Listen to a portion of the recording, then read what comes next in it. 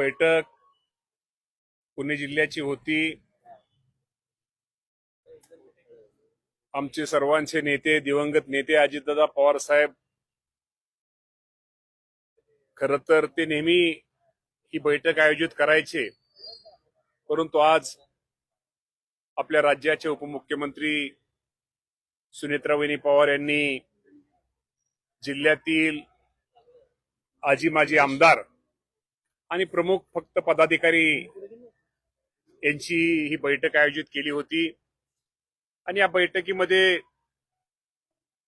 या जिल्ह्यातील पक्ष संघटना मजबूतीकरण आणि पक्षाच्या कार्यकर्त्यांना निश्चित प्रकारे त्याला न्याय कसा देता येईल आणि ही संघटना हा जिल्हा म्हणजे अजितदादा पवार साहेबांना मानणारा हा पुणे जिल्हा असल्यामुळं आज या बाबतीमध्ये पहिल्यांदा संघटनेबाबतीमध्ये प्रत्येक तालुकावाईज चर्चा झाली.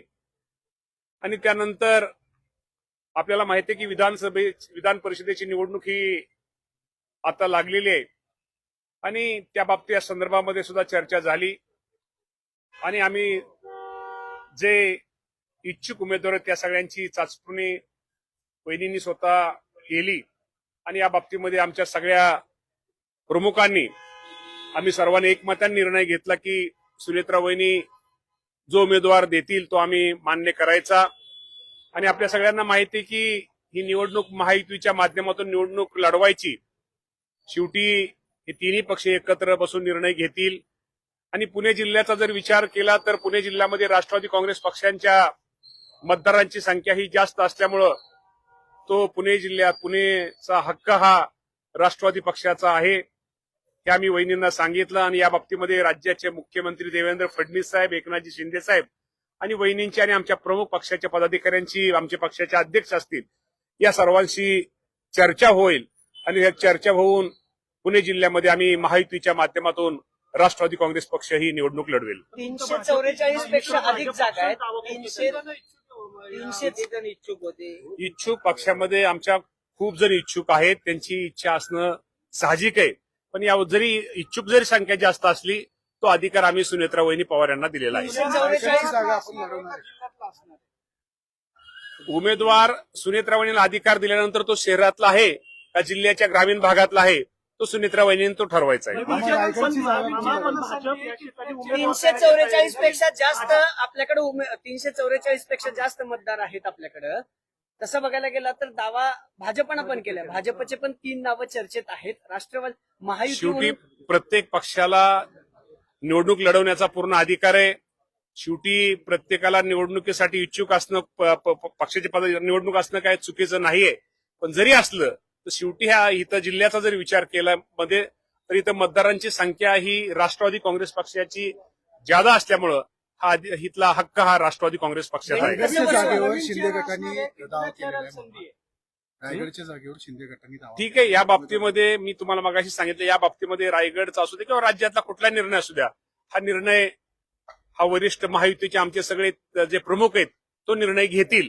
परंतु ही पुण्याची जागा ही राष्ट्रवादी काँग्रेसला मिळेल. परभणीवरून एक अफवा 7-12 असल्याशिवाय पेट्रोल दिलं जाणार नाही. परभणीमध्ये मी मगाशी तुम्हाला सांगितलं की इथं 7-12 असलेलं डीजे वगैरे हे अत्यंत चुकीचं आहे.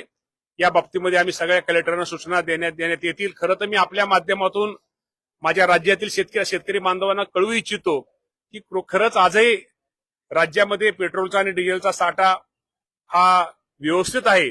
विनाकारण कुणीतरी अफवा पसरवतं, त्यामुळे पेट्रोल पंपावरती रांगा लागतायत आणि त्यामुळे 20% खप हा सेल हा वाढलेला आहे. त्यामुळे विनाकारण ह्या गैरसमजुतीमुळे हा सेल रांगा लागतायत. कुणाही रांगा लावायची गरज नाही. कालच या राज्याचे मुख्यमंत्री देवेंद्र फडणवीस साहेबांनी सगळ्यांना आश्वासित केलेले, जाहीर केलेले की डिझेल पेट्रोलचा साठा आपल्या राज्यामध्ये व्यवस्थित आहे. संजय शिरसाट म्हणतात राष्ट्रवादीचे काही आमदार त्यांच्या संपर्कात आहे, खरंच अशी काही आहे का? संजय शिरसाट खूप मोठे नेते, त्यामुळे ते काय म्हणते हे मी त्यांच्यावरती मी पण म्हणू शकतो ते असंही म्हणणं चुकीचं आहे. मी असं म्हणणं चुकीचं आहे. असं कुठलाच आमदार कोणाच्या संपर्कामध्ये नाहीये. आणि संपर्क शेवटी महायुती म्हणून आम्ही सगळे एकत्र आहोत. समजा एखादा मी एकनाथ शिंदे साहेबांकडे गेलो, मी देवेंद्र फडणवीस साहेबांकडे गेलो किंवा संजय शिरसाट सुनेत्रा वहिनी पवारांकडे आले याचा अर्थ कोण कुठं पक्षात जातो असं नाहीये. आम्ही सगळे बरोबर आहेत. अनंत परांजपेचा तो विषय वेगळा आहे. ते पक्षाचा राजीनामा देऊन आमच्यातून बाहेर गेलेले आहेत. सुनील तटकरे काल म्हणले की आमच्यातला वाद जो आहे तो मिटलेला आहे, मात्र सुमित्रा पवार असेल किंवा पक्षाची अजून त्याच्यावर भूमिका नाही आलेली. 100% वाद मिटलेला वाद नाहीयेच. खरं तर काही लोकांनी चुकीचं दाखवलेलं. आमच्यात वाद कुठलाही नाहीये, नव्हता, पुढे राहणार नाही.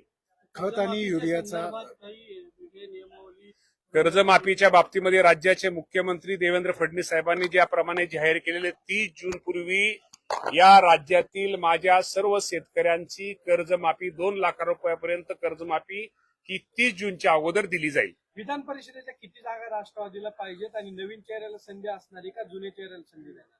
नवीन जुन्या चेहऱ्याचा विषय नाही. आम्ही एकमुखी अधिकार तो सुनेत्रा वहिनी पवार यांना दिलेला असल्यामुळं या बाबतीमध्ये सुनेत्रा वहिनी योग्य तो निर्णय घेतील. पण किती जागा पाहिजेत? जागा वगैरे किती म्हणण्याचा विषय नाही. हा विषय आजची मिटिंग फक्त पुणे जिल्ह्याची, ही मिटिंग काय राज्याची नव्हती. पण पुणे जिल्ह्याची जागा आमचा हक्क आहे.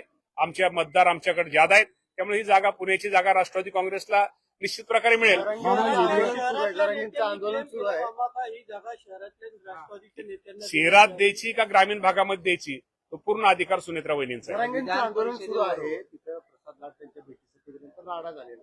तिथं पोलिसांनी काही कार्यकर्ते त्यांना मारहाण सुद्धा केली. मी विनाकारण ही अजून मला माहिती झाली नाही. माहिती घेतल्याशिवाय मी बोलणं बरोबर नाहीये. माहिती घेऊन निश्चित प्रकारे मी आपल्याशी बोलेन. युरिया आणि डीओपीचा तुटवडा आहे, टंचाई सुरू आहे. आता खरीप पूर्व मशागतीसाठी अडचणी येत आहेत. या संदर्भात काय नियोजन? या बाबतीमध्ये आम्ही नियोजन शेतकऱ्यांना ही अडचण येणार नाही यासाठी नियोजन केलेलं आहे. आम्ही आपले दुकानदार असतील किंवा ह्याच्यावरती असतील, आम्ही सगळेच आमचे तिथं आम्ही तपासणी ही मोठ्या प्रमाणात सुरू केलेली आहे. आणि या बाबतीमध्ये निश्चित प्रकारे जे आवंटन केंद्र सरकारने आपल्याला मंजूर केलेलं आहे, त्यातलं ते जे आवंटन आपण ताबडतोब आपल्याला कसं मिळेल यासाठी केंद्र सरकारकडे या राज्याचे कृषी मंत्री शिवराज सिंग चौहान साहेब यांच्याकडे आमच्या सगळ्यांचा पाठपुरावा चालू आहे. त्यामुळं आपल्याला शेतकऱ्याला अडचण येणार नाही की आम्ही काळजी घेतोय. बोलले